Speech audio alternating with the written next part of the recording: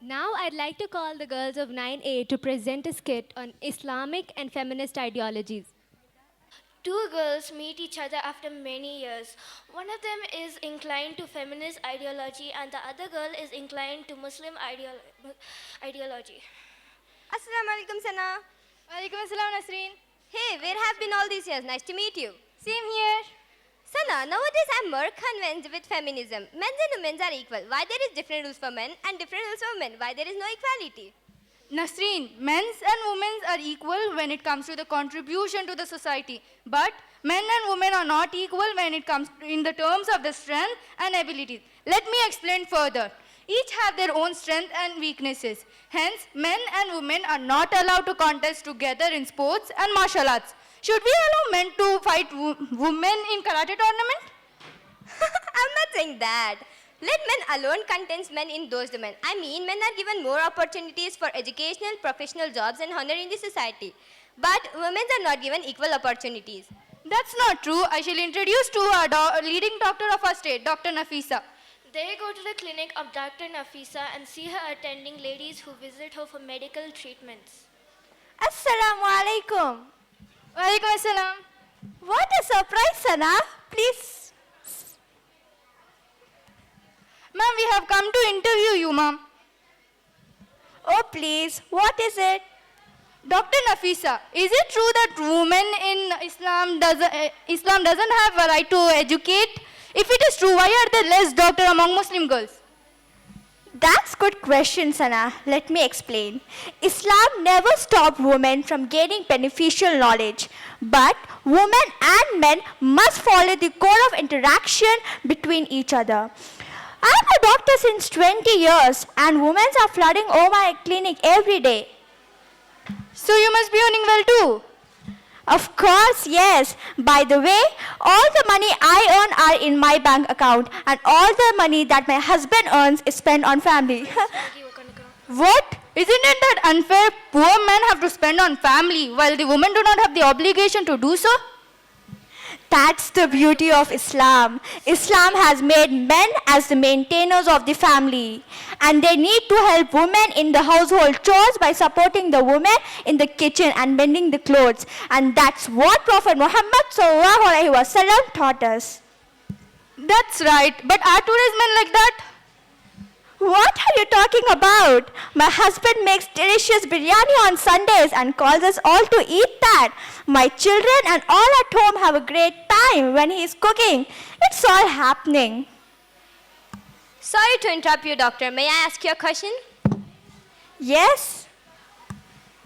Thanks, doctor. If what you say is true, then why many Muslim girls are getting married early and locked in homes? Why aren't they doing some jobs and enjoy life? You have asked a question with all sincerity, but be prepared to laugh. Most of Muslim women want to live like queens. Can you get me right? They do not want to go for 9 to 5 job, weekly 5 days. Rather, they prefer to be homemakers, handling the home management, taking enough rest in the day, and taking care of their children's upbringing.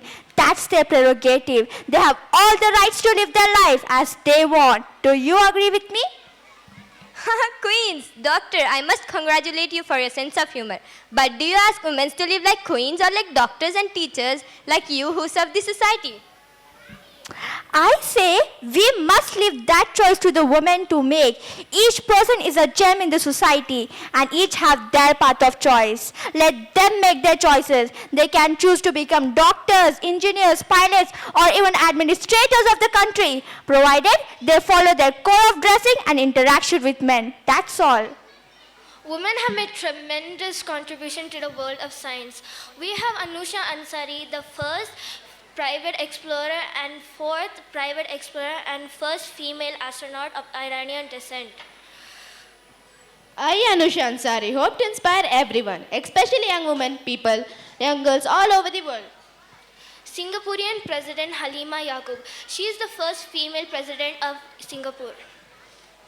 I am Halima Yaqub, President of Singapore, serving since 2017. Served as former lawyer and also the Speaker of Parliament. We have a teacher who serves our society. Teacher is not someone who teaches something, but someone who inspires the student to give their best in order to discover who they already know. It is a profession which builds all other professions. Finally, we have Sania Mirza of UP, India's first woman pilot fighter. As we all know, seeking knowledge is an obligation upon every Muslim. To some, Islam is nothing but a code of rules and regulations. But to those who understand it, it is the perfect vision of life. You seem to be brainwashing me to ideology, but I still remain a feminist. Hey Nasreen, that's fine as long as you understand our way of outlook. Society is made up of all kind of people and every person have his or her right to follow certain principles. Let's not be quick to brand anyone. You are right, Sana. Women must be given their choices to make. Our women want to be in hijab. Let them not be forced to remove them in government schools and colleges. For our standards of living is dictated by the Lord of Universe, Allah. He is the All-Knower, the All-Wise. Dr. Nafisa's words are very valuable.